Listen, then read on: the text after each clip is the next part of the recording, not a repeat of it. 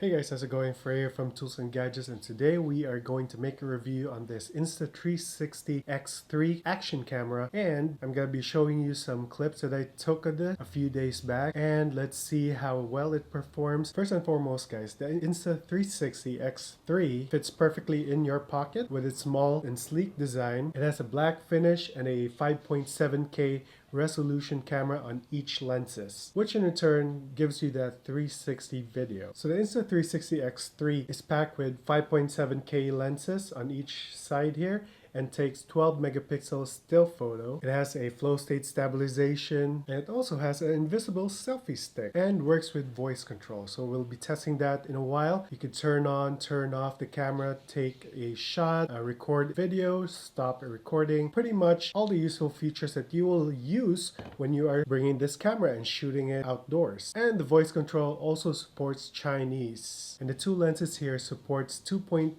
aperture and supports frame rate at 5.7K at 30 FPS, then 4K at 50 FPS, then and 1080p at 120 FPS. So the Insta360 X3 produces high quality videos and pictures, which in my test didn't really show the good quality video, so I'm gonna show it here to you guys. For me, it was really dull and really dark, and to think of it, I already adjusted the settings to produce a lighter video, which when I exported it, it was really bad quality. So I'm not really happy with this Insta360 X3 guys. So overall guys, I'm really not convinced or impressed with the video quality and the photo quality. I also took a photo and it was really bad. So taking the video guys, it's like having a camera way back 2010. That's the video quality that I'm getting, and the picture quality as well, which doesn't make any sense because you're paying for a premium product which costs around $450, and then you're getting a camera quality that's way back 2010. So the numbers doesn't add up at all. So with that said guys, let's go ahead and dive down. I'm going to show you the features, the settings that you should be putting the Insta360 X3 in. And also I would like to take note that in a 360 camera, you couldn't really expect that you would be getting like a very good quality video. But then my experience was really bad. So with that said, let's go ahead guys. Alright guys, so we have the Insta360 X3 here. So as you can see here on the side, you have the speakers here. You have the power button and you have the quick switching function here, and on the other side you also have the speaker, and you have your power connector here, and you have the battery. So the battery guys packs an 1800 milliampere battery here, which you can shoot all day long, but it is advisable that you carry on at least one extra battery with you. So at the bottom you have the selfie stick that you need to screw in so that you could take like an invisible selfie. So yeah, let's go ahead and power this up. In order to do that, let's go ahead and long press the power button, and you will be greeted with this screen right here. So let's go ahead and change the function. Let's go ahead and hit HDR. So as you can see, we are in the 360 mode right now. You could also switch to the single lens mode. The single lens mode has the me mode here, the loop recording, the photo, and the take a video. So mostly it's like that. So the 360 on the other hand has the video and the active HDR function. It also has the time lapse, the time shift, and the bullet time. It also has a loop recording and the star lapse. You also have the burst and the interval. So yeah, that's it guys. Okay, so in order to exit guys, you just hit on the mode that you're gonna choose. Then at the resolution here, you pretty could not change the resolution. It's just sticking to the 5.7K. So the frame rate, you have the 30, 25, and 24 frame rate. So here, you could click on this to switch to the back camera and go ahead and switch again to the front camera. And if you want to twist the video, you want to do is long press the screen, and then you could pretty much scroll wherever you like. So in order to exit, hit the X button here, and then click on this to go back again to your front and back camera. So here guys, on the bottom you have the recording, start recording. So in order to do that, you just press it to start recording. The other day I just shoot a video here, so let's go ahead and play that. As you can see, we're at the Brooklyn Bridge, and yeah, Pretty much you could twist up and down, but you could not do the zoom in and zoom out function. So you could just pan your camera to look wherever you like for the camera to look. And in here, guys, it's really like a good quality, but then when I exported it to my iPad, it's really dull. As what you can see, the video that I posted earlier, it's really subtle, really dull, really dry, darker color, which for me, I don't like at all. So in order to exit this, guys, all you have to do is hit the power button and turn it on again and swipe left. So I don't know why they didn't do or make any like controls to exit that easily on the screen. You need to hit the power button and power button again in order for the swipe to the left to appear, which is really confusing for the first time users. Even for me, I was confused a bit. So here you have the volume button, so you could set it to high, medium, or low. I like mine to be mute. And you have the vibration here. You could set it to on so that you'll know when it's recording. When you press the recording button, you could know that it's starting to record. And you have the indicator light here. So if you like to do a stealth videoing or vlogging, you could turn that off so that it's not really a eye grabber to the people that you're filming. And here you have the quick capture on.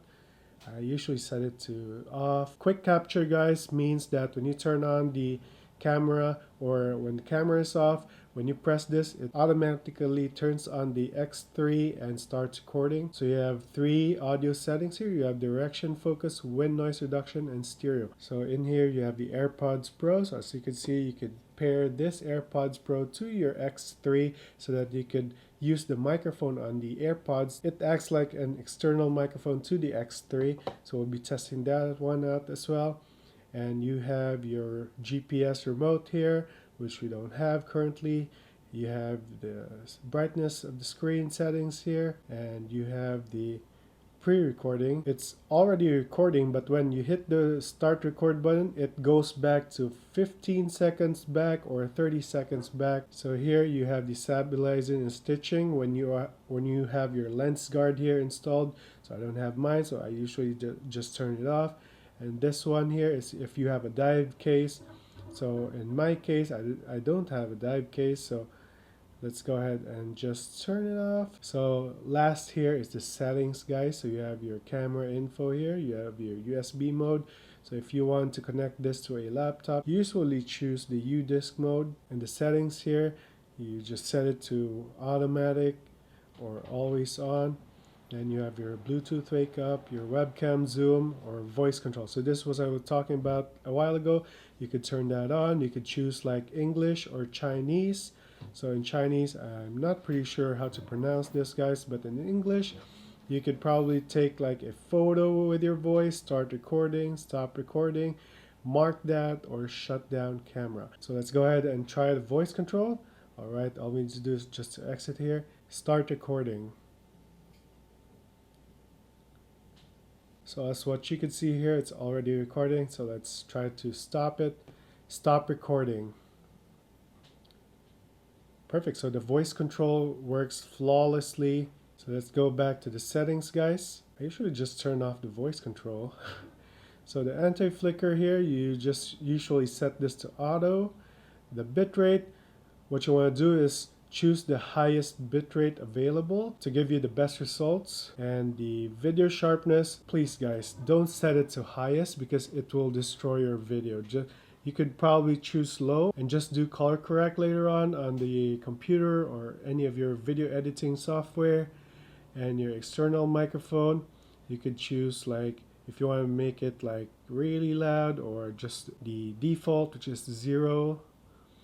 So the auto sleep function, auto power off, the language, SD card, customized button. So the customized button, guys, I just programmed this to take a photo or record. Usually it switches the single mode lens to the 360 mode lens, but I'm always using the 360 mode, so that's why I just chose to take photo or record video, so that when I press the wrong button here, it always starts to record something instead of switching it to a single lens. So you have your dive case version here. You could choose the 2022 or 2023. This is really important, guys, because when choosing the wrong dive case version, the stitching of the video will not be that perfect, because this has a different dimension from the 2022 to all the way down to the 2023 version. So better choose the right version there. So in first, guys, when you get your camera, always do a gyro calibration. So the gyro calibration fixes your video quality, the stitching of the video, so that it wouldn't have any stitch errors. So yeah, that's about it. You have the factory reset and the certification.